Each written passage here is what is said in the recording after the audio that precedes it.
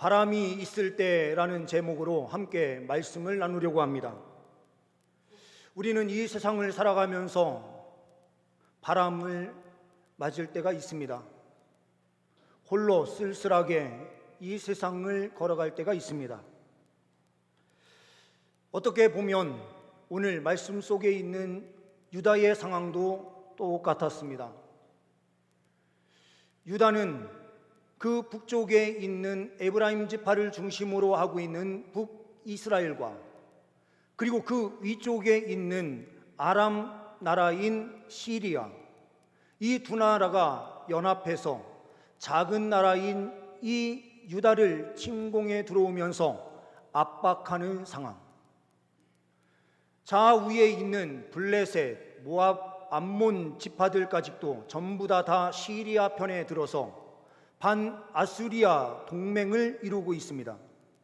이때에 유다는 혼자 고립되어 함께 하지 못하는 이 상황 속에서 지금 연합군의 침공을 받는 상황이니 그 자체가 고난이었고 어려운 상황 그 자체였습니다.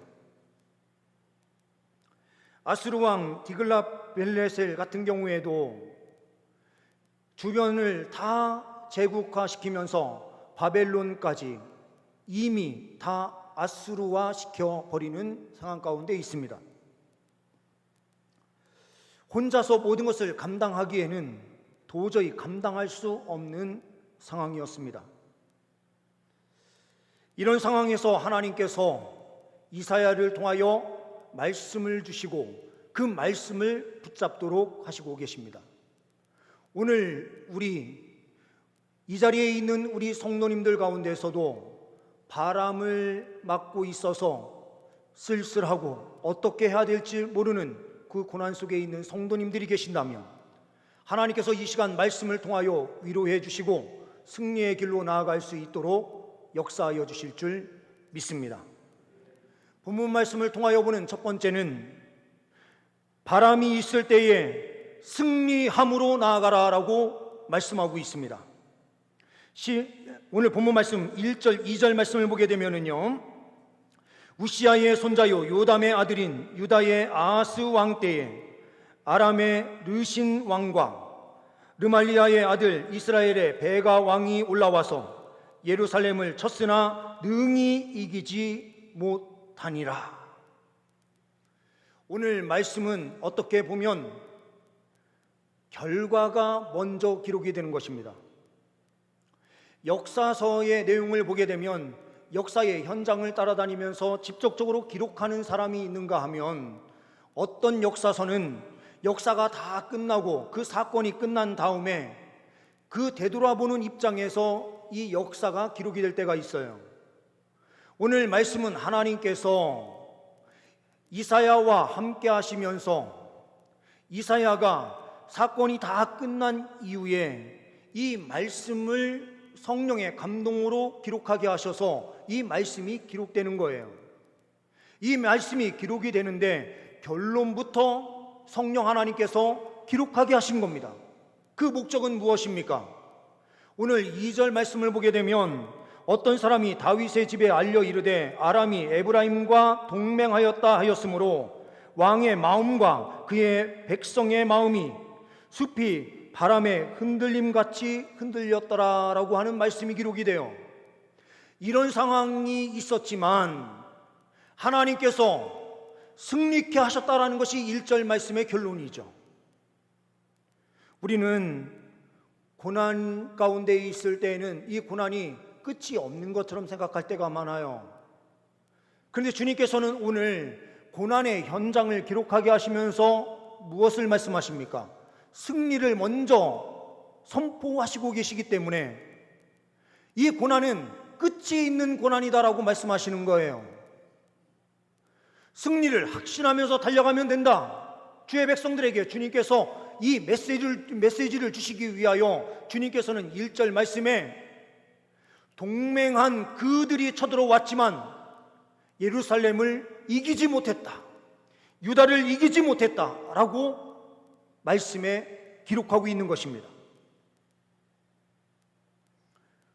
고난이 찾아왔을 때에 두려움 속에 거하지 말고 하나님께서 반드시 승리를 주신다라고 하는 사실을 붙잡고 믿음으로 나아가라라고 이스라엘 백성들을 향하여 이 말씀을 주심과 동시에 이 시대를 살아가고 있는 죄 백성들에게 똑같은 메시지를 주시는 것입니다. 이 수많은 역사적인 상황 가운데서도 하나님께서 늘 항상 죄 백성들에게 승리를 주셨다. 그러니 이 시대 속에서도 고난 가운데 있는 주의 백성들이 붙잡아야 되는 것은 주님의 그 승리를 확신하면서 달려가는 믿음뿐이다라고 우리에게 말씀하시는 것입니다. 역사에서 가장 넓은 땅을 정복한 징기스칸. 이 징기스칸은 기독교를 우호적으로 보면서 기독교의 그 길을 활짝 열어준 사람이에요. 이 사람이 예수님을 믿었는지 믿지 않았는지는 정확하게 알 수는 없지만 징기스칸이 이룬 그 대제국에 기독교가 융성했습니다. 그의 후손인 징기스칸의 후대에 아들과 손자 시대에 오면서 우육 왕 때에는 약 800개의 이동 예배 초소를 두고 그곳에 군목을 둘 정도로 기독교의 우호적인 나라였습니다. 징기스칸이 금나라 원정길에 올랐을 때예요. 야전 막사에서 장군들과 함께 아침에 일어나서 밥을 먹으려고 앉았는데요. 상이 다 차려졌습니다. 함께하는 장군들이 앉아 있습니다. 함께 밥을 먹는데요. 갑자기 이 식탁의 다리가 부러진 거예요. 그러니 얼마나 당황합니까? 식탁의 자리가 완전히 난장판이 됐어요. 이것을 보면서 그 누구도 아무 소리 못하다가 한 사람이 용기를 내가지고요 이렇게 이야기를 합니다. 칸이시여, 금나라 이치는 오늘 당일에 이런 일이 벌어졌으니 아무래도 깨름직합니다. 전쟁을 하지 말라는 계시인 것 같습니다. 오늘 말고 이후에 다시 금나라를 치는 것이 좋을 것 같습니다. 한 장군이 용기를 내서 이야기를 했어요. 그랬더니 아무 말 못하고 있었던 주변에 있는 장군들도요 하나같이 다 칸이시여, 이번 전쟁을 뒤로 미루는 게 좋을 것 같습니다. 이렇게 이야기를 해요. 근데 가만히 듣고 있던 이 징기스칸이 갑자기 번뜩 하면서 손을요 무릎을 탁 치면서 이렇게 이야기하는 거예요. 아니라고. 오늘 이런 일이 있는 거 보니까 우리가 금나라를 오늘 쳐서 정복해서 이런 막사에서 밥을 먹지 말고 저 정복한 궁에 들어가서 떡 벌어지는 상을 차려놓고 식사 잘 하라는 계시다. 그러니 이 자리에서 물러설 것이 아니라 전진에 나아가서 전쟁에서 승리하는 길이다 라고 하는 것을 외쳐요. 그리고 그날 금나라를 정복하고 그곳에 들어가서 식사를 합니다. 믿음이 있는지 없는지는 모르지만 사고가 어떠냐, 생각이 어떤 사람이냐가 중요해요. 우리가 이 세상을 살아가면서요 진짜 중요한 것이 무엇입니까? 우리의 생각이요 부정적인 그 시각으로 모든 것을 보면 아무것도 할 수 없어요. 고난이 우리에게 찾아왔을 때에요 고난을 바라보는 관점이 우리가 어떠냐에 따라서 전혀 다른 길을 가게 돼요. 그런데요 우리는 혼자 있는 것이 아니라 하나님께서 우리와 함께 하세요. 주님께서 우리와 함께 하시는데 아무리 큰 바람이 불고 어려움이 찾아와도 뒤로 물러설 이유가 없는 것입니다. 주님께서는 하나님의 백성들에게 말씀하십니다. 예루살렘을 쳤으나 능히 이기지 못하니라. 승리를 확신하면서 이 고난이 승리로 끝날 것을 믿으면서 전진하라. 주의 백성들에게 말씀하여 주시고 계시는 줄 믿습니다. 주님을 믿는 믿음으로 담대하게 전진하시는 주의 백성들 되시길 소망합니다. 두 번째로는 예배함으로 나아가야 한다라고 우리에게 말씀해 주고 있습니다. 3절 말씀을 보게 되면 이렇게 말씀하고 있습니다. 그때에 여호와께서 이사야에게 이르시되 너와 내 아들 스알야숲은 윗못 수도 끝 세탁자의 밭 큰 길에 나가서 아하스를 만나라고 말씀해요. 이때에 가장 큰 절망 속에서 있는 사람이 누구일까요? 아하스 왕이겠죠. 이 아하스 왕에게 하나님께서 뭐라고 말씀하시기 위하여 이 사람을 보냅니까? 하나님께서요, 말씀을 주시기 위해서 보내는데 두 사람을 딱 말씀하시는 거예요. 뭐라고요? 오늘 3절 말씀에 너와 내 아들 스알야숲은 같이 가라.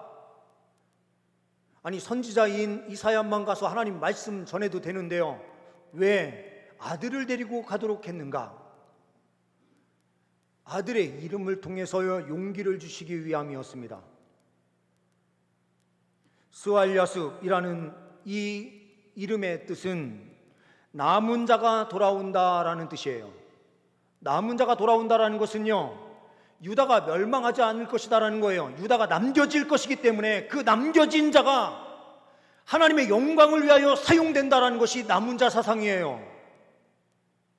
그런데 이사야의 이름은 무엇입니까? 여호와께서 구원하신다라는 뜻이에요. 여호와께서 구원하셔서 이스라엘 백성을 남겨놓으신다, 이 의미를 이름을 통하여 주시기 위하여 이사야만 가게 하신 것이 아니라 아들을 함께 동반해서 가도록 명령하셨던 거예요. 그런데 이 남은 자가 이사야 56장에서는 뭐라고 기록을 하고 있는가? 이사야에는 중요한 사상이 몇 가지가 있어요. 예수 그리스도를 이야기하는 이 부분에서 이상적인 왕을 이야기하는 부분에서 이상적인 왕을 이야기하고요, 고난의 종을 이야기하는 고난의 종 신학이 있어요. 동시에 그 안에 하나 중요한 신학 사상이 흐르는데 남은 자 사상이라는 건데요, 이 남은 자가 어떤 사람들인가라는 것을 성경에서는 계속해서 이사야에서는 말씀하고 있어요. 56장 6절에서부터 8절 말씀을 보게 되면 이렇게 말씀하고 있습니다. 또 여호와와 연합하여 그를 섬기며 여호와의 이름을 사랑하며 그의 종이 되며 안식일을 지켜 더럽히지 아니하며 나의 언약을 굳게 지키는 이방인마다, 여기는요 이스라엘뿐만 아니라 이방인도 함께 포함이 됩니다. 내가 곧 그들을 나의 성산으로 인도하여 기도하는 내 집에서 그들을 기쁘게 할 것이며 그들의 번제와 희생을 나의 제단에서 기꺼이 받게 되리니 이는 내 집은 만민이 기도하는 집이라 일컬음이 될 것임이라. 이스라엘의 쫓겨난 자를 모으시는 주 여호와가 말하노니, 쫓겨난 자, 이 사람들이요 안 보이는 사람들이에요. 그런데 하나님께서 어떻게 하신다고 그럽니까? 내가 이미 모은 백성, 유다 백성을 뜻해요, 외에 또 모아 그들에게 속하게 하리라. 이 사람들은요 이방인들까지 다 포함하는 예수 그리스도를 통하여 구원받은 하나님의 사람들이 다 하나님께 속하게 되는데 이 사람들이 남은 자다, 이렇게 기록을 하는 거예요. 근데 이 사람들이 하는 일이 무엇입니까? 우리가 앞에서 계속해서 읽었듯이 안식일을 더럽히지 않으면서 하나님께 번제와 희생을 드리고요, 하나님 앞에 기도하는 자들이에요. 이것은 예배의 삶을 사는 사람들입니다. 남은 자는 하나님께 예배하는 자가 남은 자다. 유다에게요, 특히 아하스에게 하나님께서 말씀을 주시는 겁니다. 바람이 불어서 숲이 흔들리고 있었던 그 마음의 상황인데, 흔들릴 때에 하나님께 예배하라, 하나님을 찾아라. 그러면 하나님께서 이스라엘을 남겨두시고 보호하시고 하나님께서 함께 하시는 은혜를 허락하여 주실 것이다. 구원 역사를 베풀어 주실 것이다 라고 말씀해 주시는 거예요.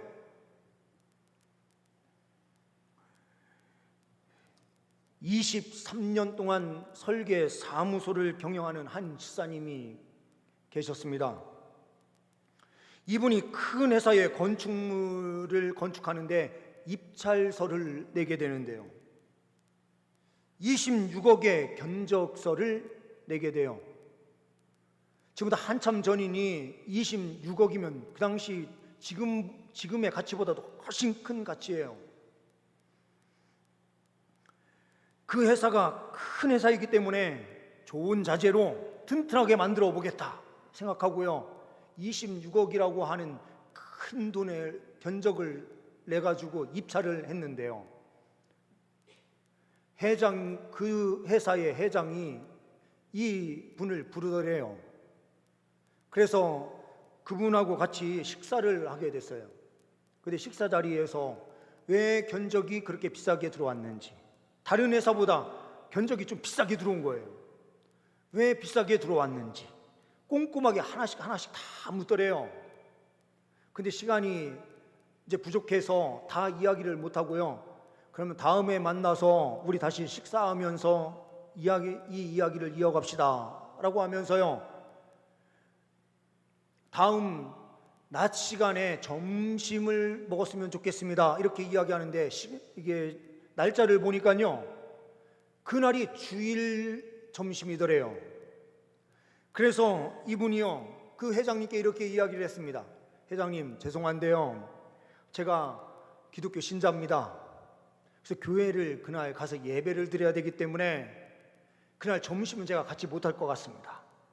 그랬더니 이 회장이 또 마음이 좋아서 그런지 몰라도요, 그러면 화요일날 그럼 저녁을 먹읍시다 이렇게 이야기를 하더래요.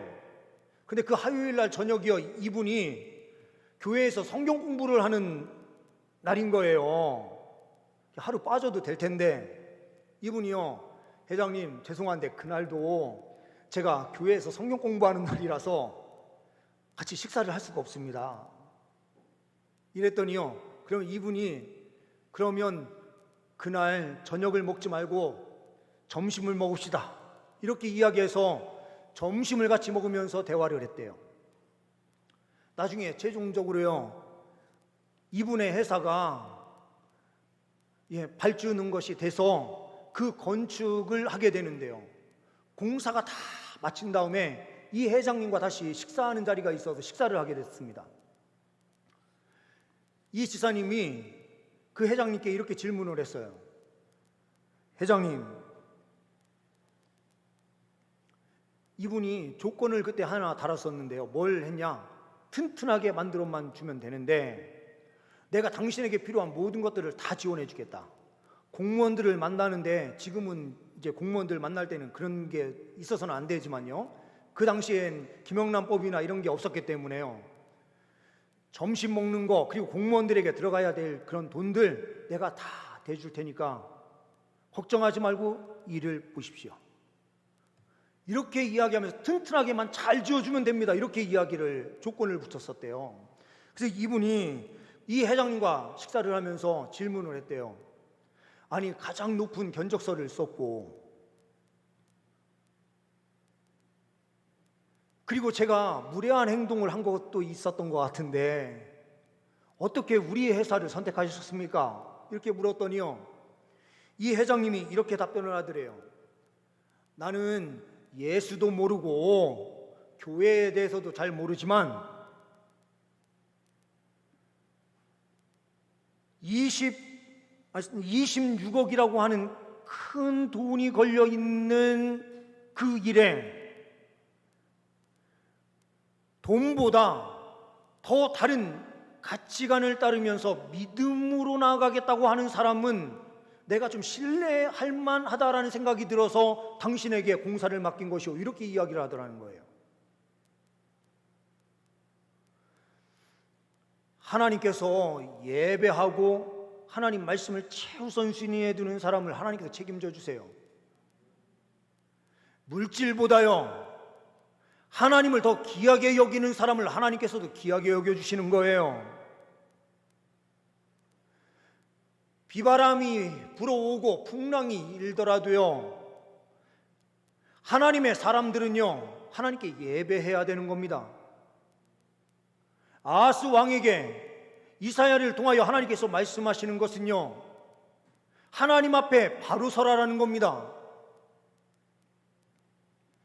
오늘 말씀 속에서 2절 말씀을 우리가 잠깐 보면은요, 다윗의 집에 한 사람이 와서 이야기해 줬다라는 표현을 써요.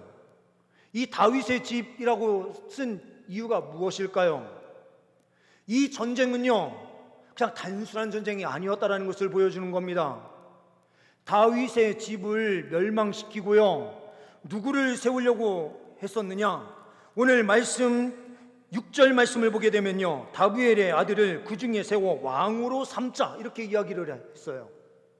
아하스 왕 다윗의 후손의 그 왕조를 무너뜨린 다음에요, 자기들의 허수아비 왕을 세워가지고요, 유다를 좌우지하려고 했었던 거거든요. 그런데 다윗의 왕조가 왜 중요합니까? 다윗의 왕조를 통하여 메시아이신 예수 그리스도가 오셔야 되거든요. 그럼 이 전쟁은요, 어떤 전쟁이었느냐? 메시아 왕국을 이루는 것을요, 하지 못하도록 대적하는 대적 세력에 의하여 공격을 받는 상황이었다라는 거죠. 이럴 때에 아하스 왕이 해야 될 것은요, 하나님 앞에 바로 서면 하나님 나라는 하나님께서 책임져 주시는 거죠. 그러니 예배함으로 나아가라라고 명령하시는 겁니다. 세 번째로는 믿음으로 나아가라라고 주님께서 우리에게 말씀하시는 것입니다. 4절 말씀을 보시게 되면 그에게 이르기를 너는 삼가하며 조용하라.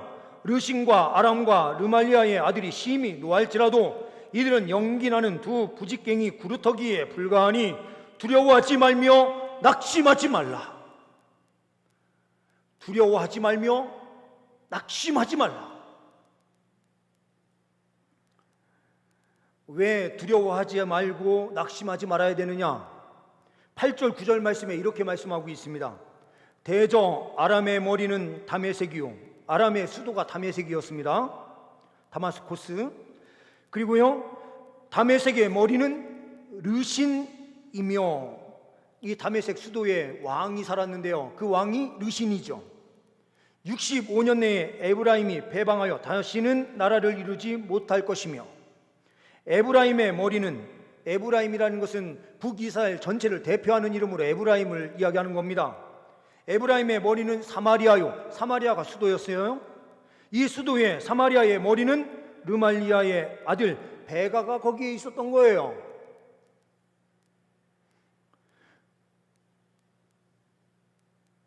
르말리아의 아들이니라. 만일 너희가 굳게 믿지 아니하면 너희는 굳게 서지 못하리라, 이런 말씀을 주시죠. 이 말씀은 어떤 의미인가? 아람의 머리는 누구였습니까? 결국엔 최종적인 머리는요, 르신이에요. 에브라임의 머리는요, 베가예요. 이 두 사람의 공통점은 뭡니까?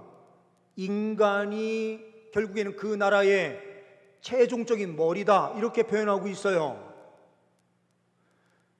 그런데 유다의 최종적인 머리는 누구입니까? 아하스가 아니었어요. 아하스는 하나님께 예배하는 종으로 서 있는 사람이었습니다. 그럼 누가 최종적인 왕이십니까? 살아계셔서 역사하시는 하나님이 왕이신 거죠. 그러니 인간 대 하나님이 싸우시는 이 구조로 오늘 말씀에서는 이야기하는 거예요. 이 세상은요, 지혜 있는 것처럼 보이고요, 합리적인 판단을 하는 세상인 것처럼 보여도요, 절대로 그렇지 않아요. 두려움을 어떻게 이겨내느냐, 이 싸움 속에서 있는 사람들일 뿐이에요. 그런데 이 두려움이 사람들을 완전히 지배하고 있어서 공포로 이 세상은 모든 것을 다 몰아가고 그 속에서 쓰러지고 넘어지는 세상이에요. 좋은 예가 1900년도에 있었던 사건 하나로 우리가 볼 수가 있는데요, 다우존스 미국의 주식이요, 이 1929년 9월까지 계속해서 주가가 올라가 가지고요, 완전히 이 주가는 폭등세였습니다. 이때에 그 시대의 최고의 경제학자였던 어빙 피셔라고 하는 교수가 있어요. 이 피셔라는 교수가 이렇게 이야기할 정도였습니다. 주가가 영원히 떨어지지 않는 고점에 도달했다. 영원히 떨어지지 않는 고점에 도달했다는 것은요, 매일매일 계속해서 올라가서요, 이게 떨어지지 않을, 영원하게 계속해서 올라가는 주식이 미국의 주식이다, 이렇게 이야기를 한 거예요. 주가가요. 그런데 1929년 10월 23일에요, 뒤숭숭한 날을 보내는데요, 웨스팅하우스 주가가 갑자기 폭락을 해요. 그리고 우량주로 있었던 주식이 같이 동반 하락을 했어요. 이때까지는 사람들이 좀 이상한데 이 생각은 했는데요, 이게 사람들에게 소문이 확 나면서요, 그 주식 이거 잘못하면 큰일 난다 라는 생각이 들어가게 한 거예요. 그 다음날 이 주식시장이 개장하자마자요, 온 사람들이 다 뛰쳐들어가서 주식을 너나 나나 할 것이 다 팔기 시작했어요. 그러면서 이때 미국의 대공황이 찾아와요. 이때 실직률이요 25%예요. 우리나라에 IMF가 있었을 때 실직률이 약 7% 정도 됐다고 하거든요. 근데 7%의 실직률이 있었어도 우리가 아주 그냥 난리 났었는데요, 25%면은 4명 중에 1명은 일자리가 없어요. 그런데 이 사건이 왜 터졌느냐라고 하면서요, 경제학자들이 연구하기 시작했는데, 연구를 해도 제대로 뭔가 이유를 이야기할 수 있는 게 없어요. 근데 월가에서는요, 이 부분을 이렇게 설명을 해요. 주식에서요, 이 주식을 값을 좌우지하는 핵심의 두 가지는, 첫째는 탐심, 그리고 두 번째는 두려움이다, 이렇게 이야기를 했어요. 사람들의 탐심이요, 그 주가에 엄청나게 돈을 쏟아부으면서 달려가게 만들고요, 반면에 그 뒤에 두려움이 있을 때는요, 막 팔아제키는 거예요. 근데 이성적인 판단을 하는 세상인 것처럼 세상은 계속해서 이야기를 해요. 기독교는 이성적으로 제대로 서 있지 못한 종교다, 합리적이지도 못하다, 계속해서 이렇게 이야기를 해요. 그런데요, 세상이야말로요, 이 물질이 딱 개입되는 순간이요, 이성이 다 마비되고 합리라는 것이 없어요. 무슨 언제 세상이 합리적이었고 이성적으로 모든 것을 해나갔습니까? 아니에요. 어떻게 보면 가장 이성적이고 합리적인 세상을 살아가는 사람들이 누군가? 기독교인들이에요. 오늘 말씀 속에서도요, 이런 당황스러운 상황들이 펼쳐지는데, 하나님께서 이사야와 그의 아들을 보내시면서 이렇게 말씀하시는 거예요. 조용하고 삼가하라. 세상에 요동치는 그 바람으로 흔들리는 삶을 살지 말고 삼가고 조용하라. 이것은요, 당황하는 그 인생을 살지 말라라는 거예요. 믿음 위에서요, 하나님을 바라보면서 우리의 머리이신 주님을 온전히 믿으면서 굳건하게 서 있으라. 이 세상은요, 앞으로 우리가 살아가는 데 있어서 어떻게 살아가야 될지 모르는 세상이에요. AI 시대를 살아가는 우리 자녀들, 그리고 우리들도 그 시대를 곧 마주하게 될 건데요, 어떤 직업이 우리를 살게 할까? 무엇으로 우리가 먹고 살 것인가? 우리는 이 세상 속에서 흔들리면서 우왕좌왕하면서 살아가는데요, 하나님께서는 믿음의 사람은 하나님의 말씀을 부여잡고 삼가 조용하면서 하나님을 철저하게 믿는 믿음 가운데서 굳건하게 서서 달려가라. 고난 속에서도요, 우리가 여기저기 쓸려다니는 그런 삶을 살게 되면 고난이 더 큰 고난으로 다가올 뿐 그 고난은 해결되지 않아요.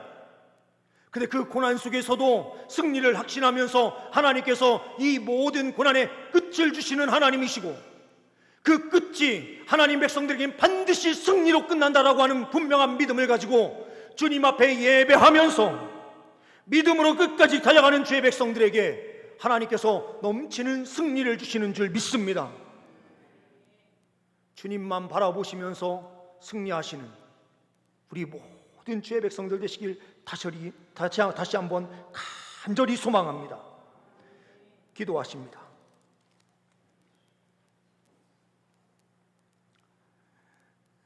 하나님, 이 자리에 있는 우리 성도님들 가운데 지금 이 순간 바람이 있는 상황에서 어떻게 해야 될지 몰라 눈물 흘리고 있는 죄 백성들 있습니까?